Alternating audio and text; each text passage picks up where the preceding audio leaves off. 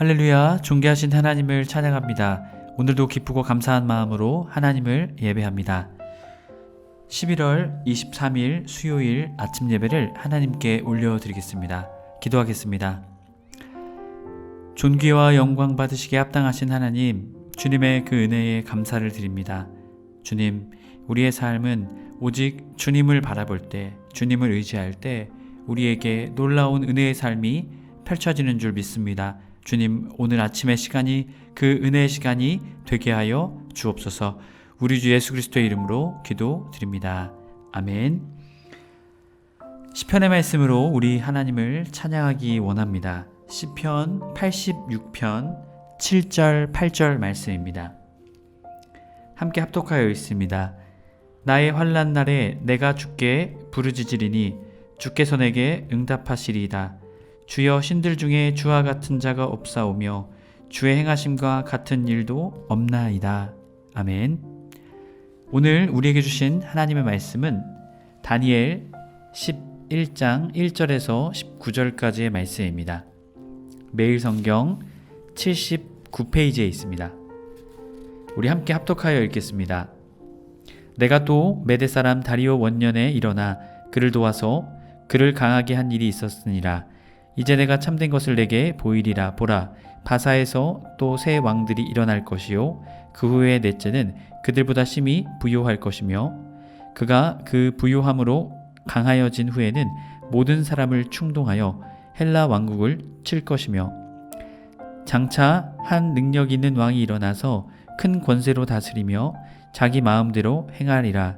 그러나 그가 강성할 때에 그의 나라가 갈라져 천하 사방에 나누는 일이 것이나 그의 자손에게로 돌아가지 아니할 것이요 또 자기가 주장하던 권세대로도 되지 아니하리니 이는 그 나라가 뽑혀서 그 외의 다른 사람들에게로 돌아갈 것임이라. 남방의 왕은 강할 것이나 그 군주들 중에 하나는 그보다 강하여 권세를 떨치리니 그의 권세가 심히 클 것이요 몇 해 후에 그들이 서로 단합하리니 곧 남방왕의 딸이 북방왕에게 가서 화친하리라. 그러나 그 공주의 힘이 쇠하고 그 왕은 서지 못하며 권세가 없어질 뿐 아니라 그 공주와 그를 데리고 온 자와 그를 낳은 자와 그때에 도와주던 자가 다 버림을 당하리라. 그러나 그 공주의 본 족속에게서 난 자 중에 한 사람이 왕위를 이어 권세를 받아 북방왕의 군대를 치러 와서 그의 성에 들어가서 그들을 쳐서 이기고 그 신들과 부어 만든 우상들과 은과 금의 아름다운 그릇들은 다 노략하여 애굽으로 가져갈 것이요 몇 해 동안 그가 북방왕을 치지 아니하리라. 북방왕이 남방왕의 왕국으로 쳐들어갈 것이나 자기 본국으로 물러가리라. 그러나 그의 아들들이 전쟁을 준비하고 심히 많은 군대를 모아서 물이 넘침같이 나올 것이며 그가 또 와서 남방왕의 견고한 성까지 칠 것이요 남방왕은 크게 노하여 나와서 북방왕과 싸울 것이라. 북방왕이 큰 무리를 일으킬 것이나 그 무리는 그의 손에 넘겨준 바 되리라. 그가 큰 무리를 사로잡은 후에 그의 마음이 스스로 높아져서 수만 명을 엎드려뜨릴 것이나 그 세력은 더하지 못할 것이요 북방왕은 돌아가서 다시 군대를 전보다 더 많이 준비하였다가 몇 해 후에 대군과 많은 물건을 거느리고 오리라. 그때 여러 사람이 일어나 남방왕을 칠 것이요 내 왕 백성 중에서 또 포악한 자가 스스로 높아져서 환상을 이루려 할 것이나 그들이 도리어 걸려 넘어지리라. 이에 북방왕은 와서 토성을 쌓고 견고한 성읍을 점령할 것이요 남방 군대는 그를 당할 수 없으며 또 그가 택한 군대라도 그를 당할 힘이 없을 것이므로 오직 와서 치는 자가 자기 마음대로 행하리니 그를 당할 사람이 없겠고 그는 영화로운 땅에 설 것이요 그의 손에는 멸망이 있으리라. 그가 결심하고 전국의 힘을 다하여 이르렀다가 그가 화친할 것이요 또 여자의 딸을 그에게 주어 그의 나라를 망하게 하려 할 것이나 이루지 못하리니 그에게 무익하리라. 그 후에 그가 그의 얼굴을 바닷가로 돌려 많이 점령할 것이나 한 장군이 나타나 그의 정복을 그치게 하고 그 수치를 그에게 돌릴 것이므로 그가 드디어 그 얼굴을 돌려 자기 땅 산성들로 향할 것이나 거쳐 넘어지고 다시는 보이지 아니하리라. 아멘. 할렐루야. 오늘 아침을 주님께 드리게 나오신 해림의 모든 성도님들을 주님의 이름으로 축복합니다. 오늘은 두 왕의 대결이라는 제목으로 은혜의 말씀 나누고자 합니다. 10장이 천상의 전쟁의 이야기였다면 11장의 말씀은 앞으로 출현할 나라들에 대한 흥망성쇠를 보여주고 있습니다. 페르시아 시대부터 북방왕에 이르기까지 세계의 역사가 예언되어지고 있는 것입니다.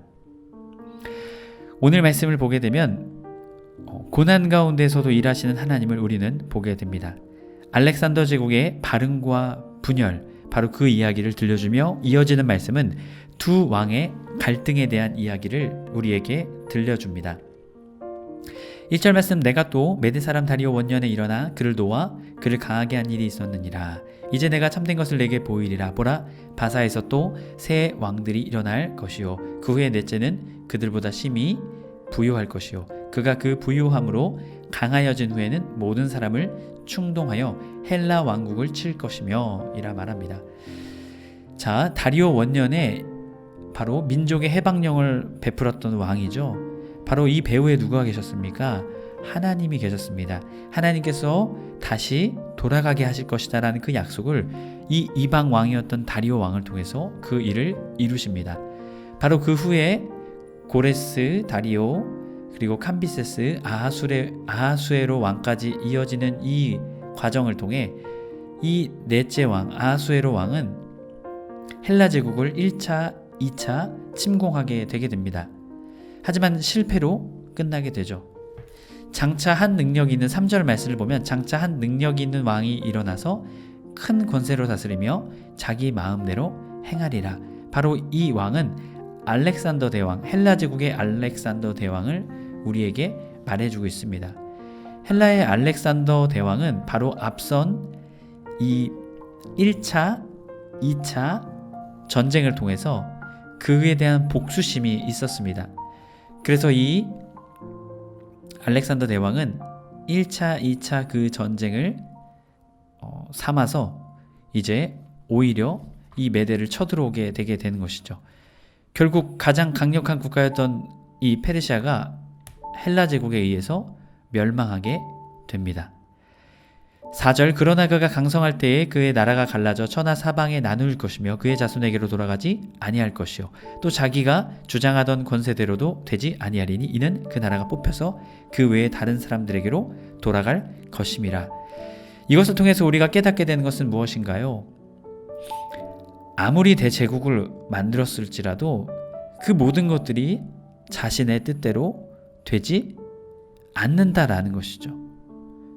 결국 알렉산더 대왕의 두 아들에게 이 제국이 돌아가지 않습니다. 결국은 4명의 장군에 의해서 이 헬라의 대제국이 나뉘어지게 됩니다. 참 안타깝죠. 모든 것을 할 수 있을 것 같았지만 결국 알렉산더 대왕의 두 아들은 암살을 당합니다. 그리고 결국 자신의 뜻대로 되지 않았다라는 것이죠. 다른 사람들에게로 돌아가게 된다라는 것입니다. 여러분, 우리는 이것을 통해 무엇을 깨닫게 됩니까? 아무리 강력한 제국의 왕일지라도 그 모든 것을 할 수 있다 없다? 없다라는 것입니다.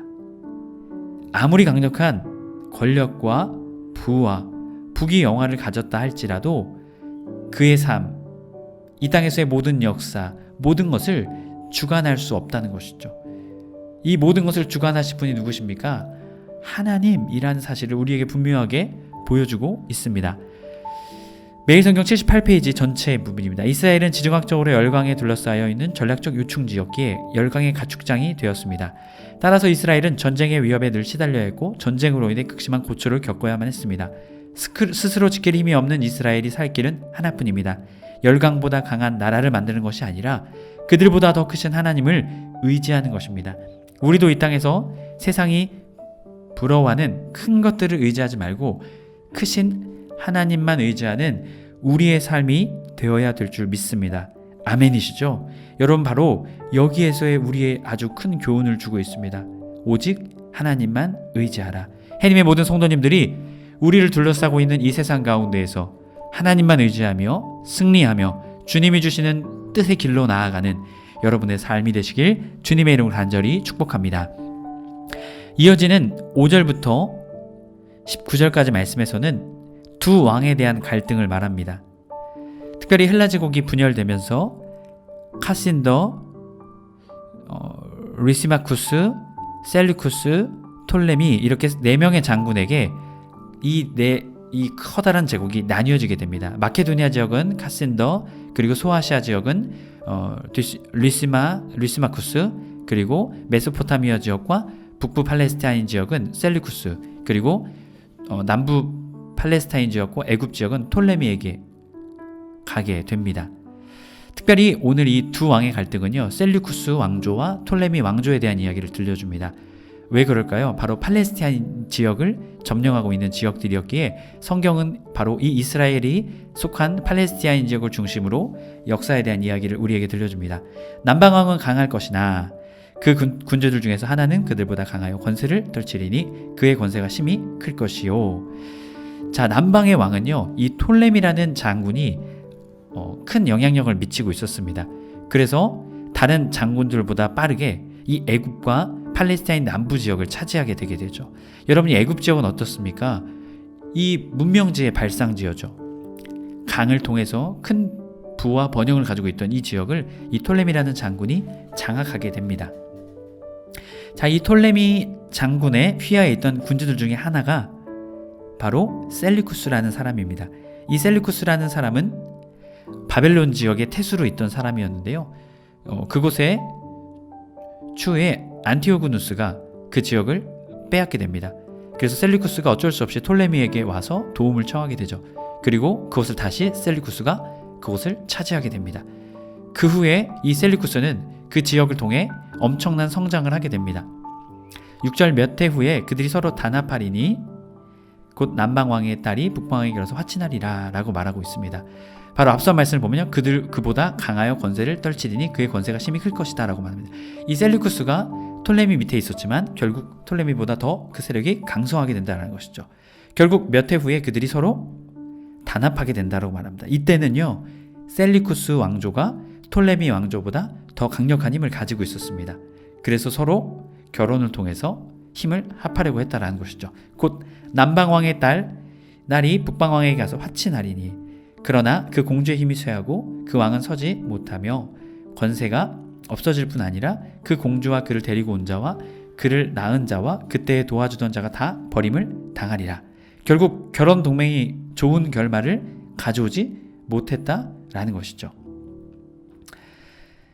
자, 결국 그로 인한 동맹은 깨어지게 되었다라고 말합니다. 남방왕의 딸이 북방왕에게 가서 화친하게 되죠. 그런데 당시에 이 북방왕의 왕은 안티오쿠스 2세입니다. 안티오쿠스 2세와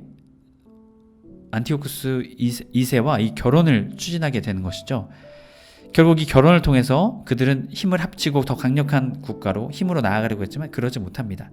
7절 그러나 그 공주의 본 족속에게서 난 자 중에 한 사람이 왕위를 이어 권세를 받아 북방왕의 군대를 치러 와서 그의 성에 들어가서 그들을 쳐 이기고, 자, 이 안에서 살짝 그러한 내용들이 있습니다. 이 결혼을 통해서 함께 하려고 했죠. 그런데 보게 되면 안티오쿠스 2세 테오스, 바로 이 결혼을 시키려고 했던 이 북방왕의 손자에게 이미 결혼한 사람이 있었습니다. 그래서 이 다오니우스라는 이 여자인데요, 이혼을 하게 됩니다. 하지만 결국 어떻게 될까요? 결국 이로 인해서 나중에 큰 문제가 발생하게 되게 됩니다. 결국 나중에는 이 안티오쿠스가 죽게 되자 그 이혼했던 여자를 다시 데려오게 됩니다. 그리고 그 데려왔던 여인이 바로 남방왕의 딸을 어떻게 해야 됩니까? 제거하게 되는 일이 일어나게 됩니다. 결국 그로 인해서 앞선 우리가 읽었던 이 6절의 말씀처럼 그들이 다 어떻게 돼요? 버림을 당하게 되는 것이죠. 하지만 이 일을 두고 보고 있을 수 없었겠죠. 그래서 그 공주의 본 족속에서 난 자 중 형제라고 뿌리 중에서 난 사람이죠. 한 사람이 왕위에 오르게 됩니다. 바로 톨레미 3세를 말하고 있는데요. 바로 그의 오라버니였죠. 베레니스라는 이 오라버니가 그 자신의 누이가 당한 그 일을 참지 못하고 이 셀류쿠스 왕조를 쳐들어가게 됩니다. 8절 그 신들과 부어 만든 우상들과 은과 금의 아름다운 그릇들을 다 노략하여 애굽으로 가져갈 것이요 몇 해 동안은 그가 북방 왕을 치지 아니하리라 라고 말합니다. 바로 이 페르시아 왕 감비세스 2세 때 빼앗았던 그 물건들을요, 그때 도로 이 애굽의 물건들을 찾아오게 됩니다. 9절 북방 왕이 남방 왕의 왕국을 쳐들어갈 것이나 자기 본국으로 물러가리라. 그러나 그의 아들들이 전쟁을 준비하고 심히 많은 군대를 모아서 물이 넘침같이 나올 것이며 그가 또 와서 남방 왕의 견고한 성을 칠 것이요 라고 말합니다. 이 앞선 톨레미 3세가 이 북방 왕 셀류쿠스 왕조를 치게 되죠. 그래서 결국 그들은 평화 조약을 맺고 이 전쟁이 맞춰지게 됩니다. 하지만 북방 왕이 어떻게 합니까? 남방 왕의 왕국으로 쳐들어가게 되죠. 평화 조약을 지속되지 못하고 평화 조약을 깨고 그곳을 쳐들어가게 되었다라고 말합니다. 셀류쿠스 2세가 바로 이 톨레미 왕국을 다시 쳐들어가게 되는 것이죠. 자, 결국 그러나 그의 아들들이 전쟁을 준비하고 심히 많은 군대를 모아 물이 넘침같이 나올 것이며 그와 또 와서 남방왕의 견고한 성을 칠 것이며 11절 남방왕은 크게 노하여 나와서 북방왕과 싸울 것이라. 북방왕이 큰 무리를 일으킬 것이나 그 무리는 그의 손에 넘겨준 바 되리라. 12절 그가 큰 무리를 사로잡은 후에 그의 마음이 스스로 높아져서 수만 명을 엎드릴 것이나 그 세력은 더하지 못할 것이다 라고 말합니다. 결국 남방왕은 크게 노해 톨레미 4세인데요. 톨레미 4세가 북방왕과 싸우지만 북방왕이 큰 무리를 일으킬 것이나 그 무리는 그의 손에 넘겨준 바 되리라.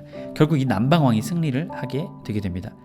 결국 이 남방왕이 승리를 하게 되죠. 이 톨레미 4세가요 스스로 교만하게 됩니다.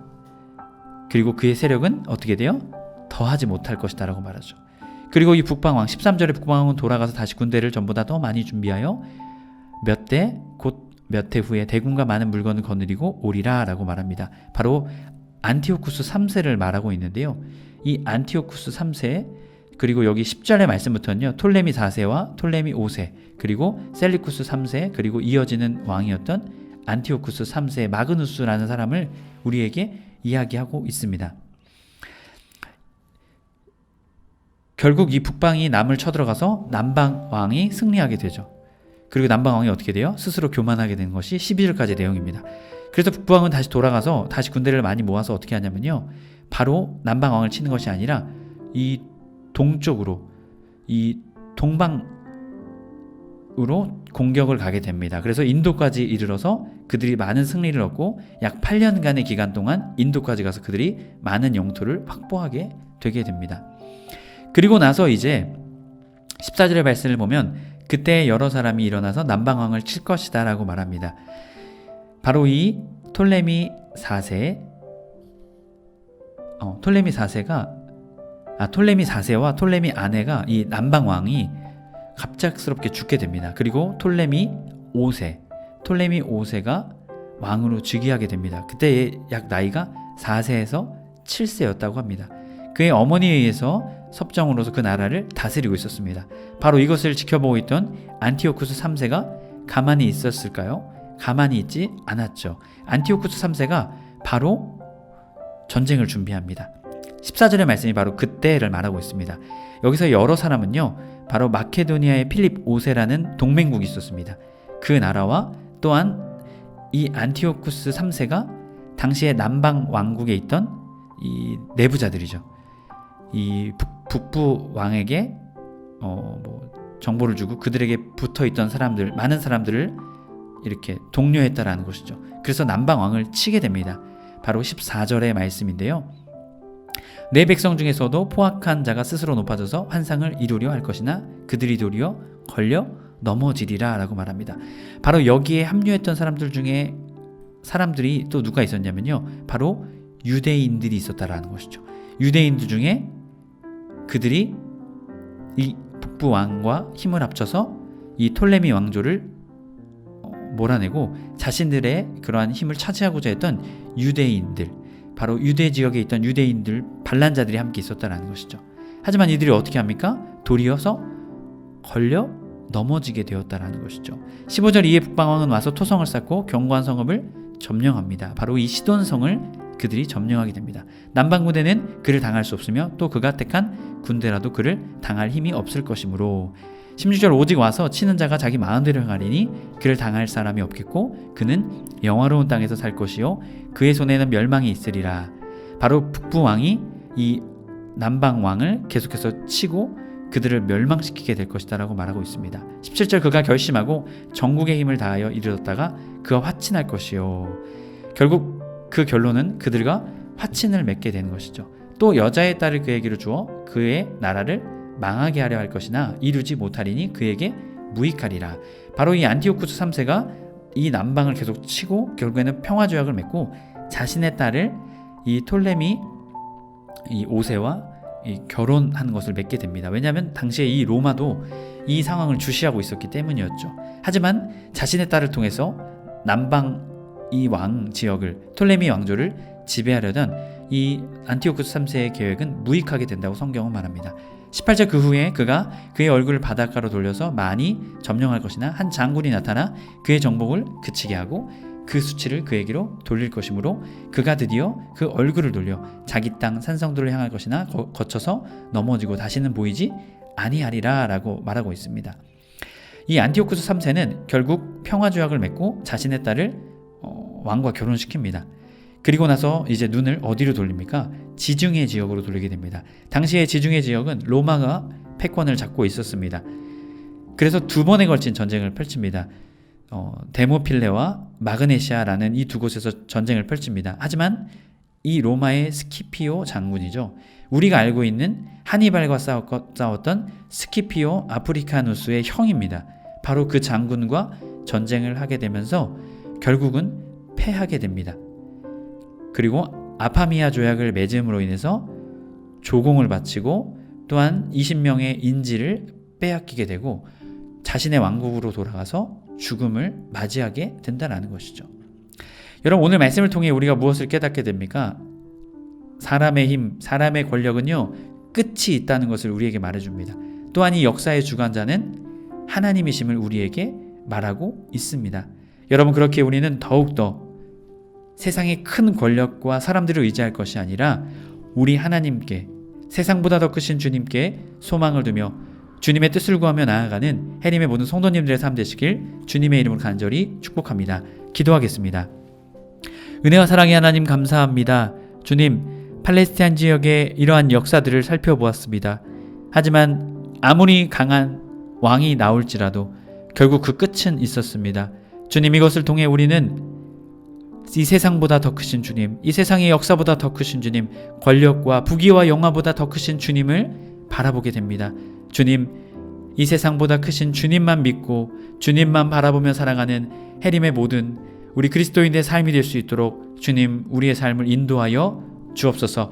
오직 주님께만 소망을 두며 오직 주님께만 우리의 삶의 모든 것을 맡겨드릴 수 있는 우리 모두가 되게 하여 주옵소서. 우리 주 예수 그리스도의 이름으로 기도드립니다. 아멘. 주기도문으로 예배를 마치고 자유롭게 기도하겠습니다. 하늘에 계신 우리 아버지여, 이름이 거룩히 여김을 받으시오며 나라가 임하옵시며 뜻이 하늘에서 이룬 것 같이 땅에서도 이루어지이다. 오늘날 우리에게 일용할 양식을 주옵시고 우리가 우리에게 죄 지은 자를 사하여 준 것 같이 우리의 죄를 사하여 주옵시고 우리를 시험에 들게 하지 마옵시고 다만 악에서 구하옵소서. 나라와 권세와 영광이 아버지께 영원히 있사옵나이다. 아멘.